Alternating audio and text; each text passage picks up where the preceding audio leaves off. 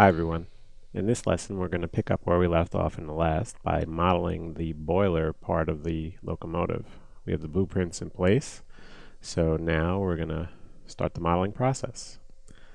So here we are in the perspective viewport. I'm going to hit L for left, and you see below the main train, I just made an image to make it easier for you to see what's going on. This is pretty much the profile of the boiler section of the train. So what we're going to do is go to Layer Manager, and Blueprints is the active layer. We're going to freeze it now, and you see blueprints turn gray. So what we want to do is go back, click on the blueprints, right click them, go to Object Properties, and turn off right here Show Frozen in Gray. Hit OK. Now we can freeze them, and they remain the image, but they are not selectable in any way. If I try to select, we cannot select them, so they're frozen. It's no big deal, it's just a way to keep them isolated. So now we don't want to be on that layer anymore when we're building the boiler. We want to use the boiler layer. So click on that little box, make the boiler layer active. You can close out the Layer Manager. And what we're going to do is we're going to build this boiler profile. So I'm going to do this with spline modeling. I know some people may be thinking, why not make a cylinder and subdivide it? Well, I think that's an abused way of modeling. You know, a lot of people subdivide things, and it's not always necessary. Why drive up the poly count for the sake of subdividing a model when we only need detail in certain areas, like maybe where these seams are or the front?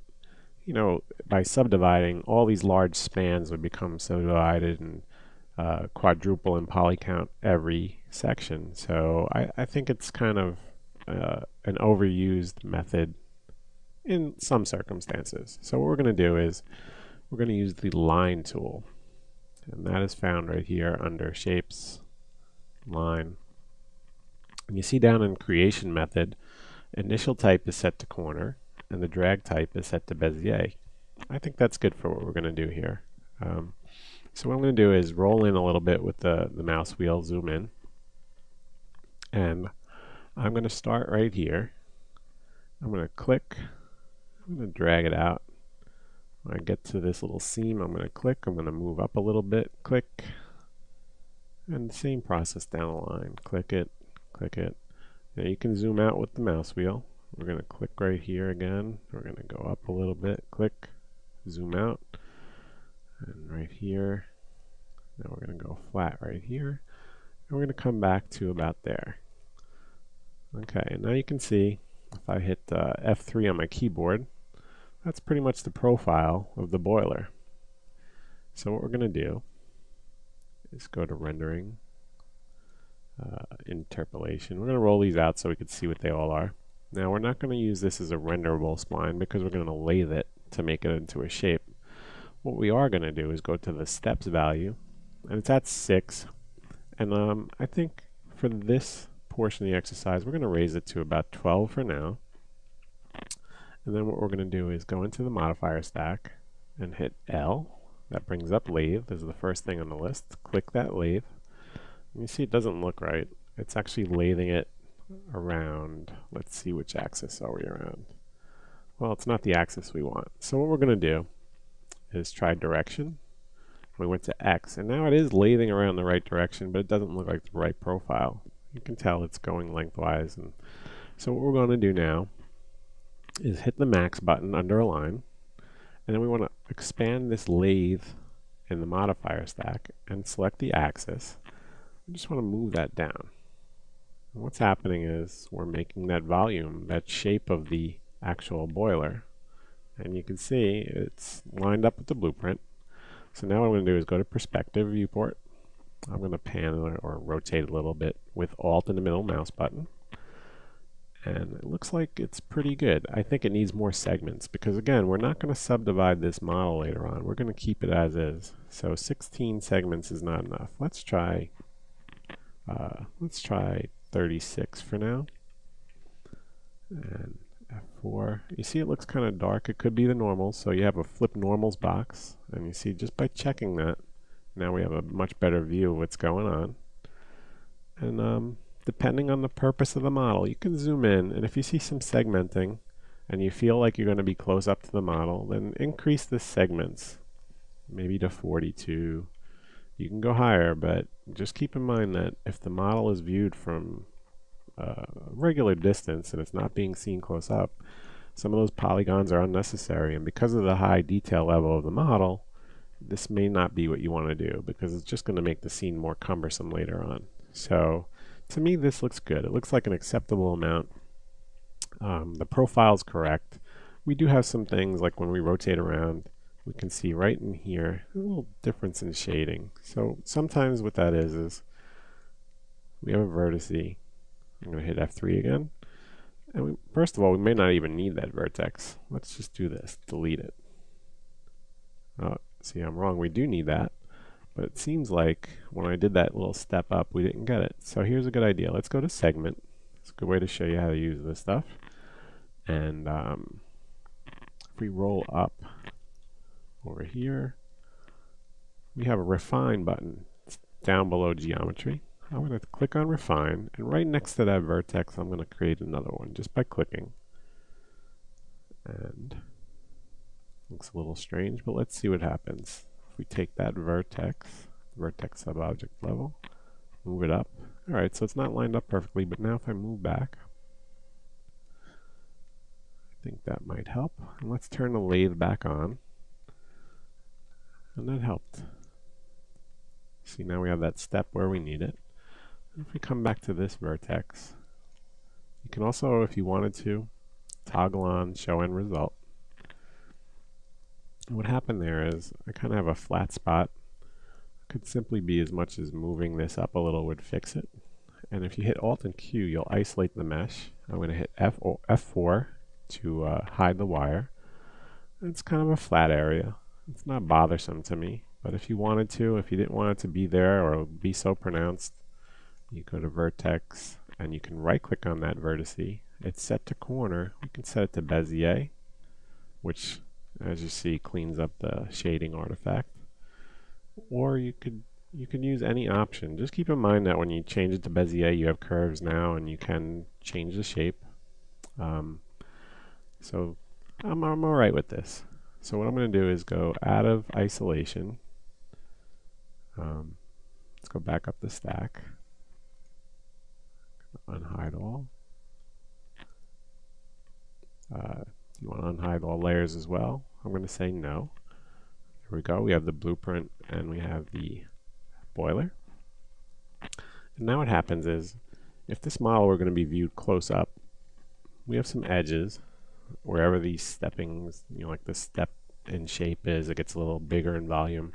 Those are crisp, clean lines. Well, you might not want that. So there's a few different ways to actually change the way that that looks. So what I'm going to do is go into the left viewport. I'm going to hit L, which is the hotkey. I'm going to roll into the first transition here where the boiler becomes a little bigger. And what I'm going to do is go down to the line. We still have show end result on. We can toggle that off for now. We're going to go to vertex. I'm going to scroll in to where the step occurs. And what we can do is select this vertex, and you have fillet. Now, because of the scale, we may be able to get away with using the arrows. If you click and roll up your mouse, you'll see that we have all these different. It's kind of hard to control though. So what I like to do, let's just put a value in here. I'm going to backspace that. I'm going to put 0.5. And that looks pretty good actually. It was a good guess. So now what we could do is if we turn the lathe back on, and we hit perspective, F3 if we're in wireframe, we don't want to be in wireframe. And I'm panning around, but it didn't seem to work so good, so you hit Z for zoom. And there we go. And now if we roll in a little bit, you can see that it has like a little glint of highlight, which is nice. It's a good way to do it. Normally I would probably do them all the same way, but I'm going to show you a couple different techniques just to give you options on what you can do. So with that said, we're going to collapse that lathe, and now I'm going to go to modifier stack. I'm going to hit E for edit, and you see these lists comes up, and we have edit poly in the list. Now when we click on that, we're going to have the ability to edit above this base mesh. But what also might happen is, right over here we have the keyboard override toggle. When we click on Edit Poly, it may change the way our keys work. So let's click it. Let's expand that, and let's hit Edge. Now, I'm going to go in, and because we have Edit Poly, we can edit this model as if it were an Edit Poly object, even though we have stuff below there that is still editable. And what I'm going to do is, at the edge sub-object level, which is highlighted, I'm going to click this edge. I'm going to hit Alt and L, and that's a loop selection. Now, if Alt and L doesn't do what expected again, check this keyboard shortcut override toggle. For some reason, I believe in Macs we get default where some of the keys are going to do different things, and you don't want to hit P for perspective sometimes because it'll make your mesh planar. So just be careful and watch what you're doing as you work. So with that said, I did the edge loop selection. I'm going to roll down. I'm going to use the chamfer settings dialog. And you'll notice we have this nice floater now in Max. It lists out all the values that we want. So here we have the value of the chamfer itself, number of segments, the type of chamfer, open or closed, and then you can OK. You can add an iteration if you'd like to do multiple operations in one shot, or you can exit out if you're not happy with what you see. So what I'm going to do is I'm going to slowly just add a little chamfer. And that looks good, but it's kind of angular. Like if we were to render that, it's not going to get a nice glint from light. So what I like to do now is go in here and add maybe 2. Yeah, so we have 3 segments in that chamfer. That's going to give a nice roundness to it. So I'm going to say OK. And now go to the top of the stack.